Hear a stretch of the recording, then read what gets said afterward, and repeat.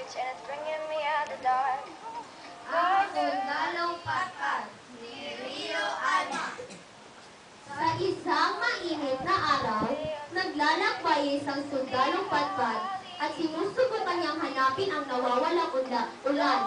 Sa kanyang paglalakbay, nadaanan niya ang isang puno ng sampalok. Saan ka pupunta, o sundalong patpat? Tanong ng sampalok. Saan ka dadalhin ng kabayong payat?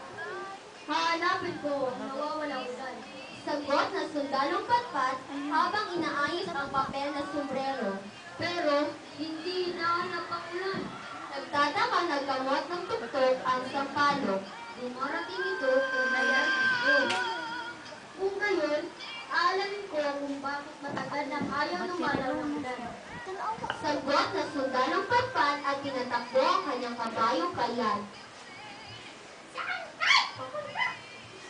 O sundalong patpat, Tanong ng manok. saan ka dadalhin ng kabayong payat? Hahanapin ko ang nakalimot na ulan. Sagot ng sundalong patpat habang nagpupunas ng pawis na tumatagaktak. Pero hindi hinahanap ang ulan. Nagtatakang tilaok ng manok. Dumarating ito kung tinatawagan at tinasalan. Kung gayon, aalamin ko kung bakit matagal lang hindi makarinig ang ulan. Sagot ng sundalong patpat at tinatakbo ang kanyang kabayong payat. Saan ka pupunta, o sundalong patpat? Tanong ng bundok. Saan ka dadalhin ng kabayong payat? Hinahanap ko ang nawawalang ulan. Sagot ng sundalong patpat habang hinihimas ang kabayong humihingal. Matagal na umalis dito ang ulan. Maliwanag ng kalbong bundok. Nagtago sa pinakamataas na ulap. Kung gayon, aakyatin ko ang ulap. Sabi ng sundalong patpat at umibulog agad sa simoy na pumapagaspas. Saan ka pupunta, o sundalong patpat? Tanong ng ulap. Saan ka dadalhin ng kabayong payat? Hinahanap ko ang nagtatagong ulan. Sagot ng sundalong patpat habang tinatapik ang nahihilong kabayong payat. Matagal nang umalis dito ang ulan. Paliwanag ng maputlang ulap. Nagtago sa pusod ng dagat. Kung gayon, sisirin ko ang dagat. Sabi ng sundalong patpat at lumundag pabulusok sa mga along nakatinghan. Saan ka pupunta, o sundalong patpat? Tanong ng dagat. Saan ka dadalhin ng kabayong payat? Hinahanap ko ang nagtatagong ulan.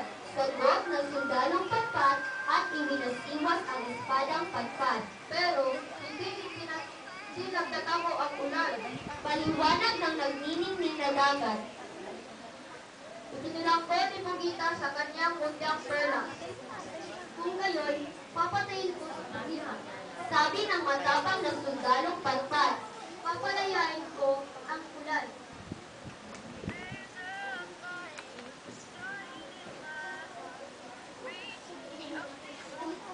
At sinunod ng sundalong patpat sakay ng kanyang kabayong payat ang ingit na Pugita. Nagulat si Pugita sa biglang pagpasok ng sundalong patpat na iminasiwas ang espadang patpat. Nagulat si Pugita sa liksi at lakas ng maliit na sundalong patpat. Nagulat si Pugita sa talim at talas ng kumikislap na espadang patpat. Mabilis at isa-isang tinumpas ng sundalong patpat ang malaking mahahamang galamay ng mabagal at matabang dambuhala.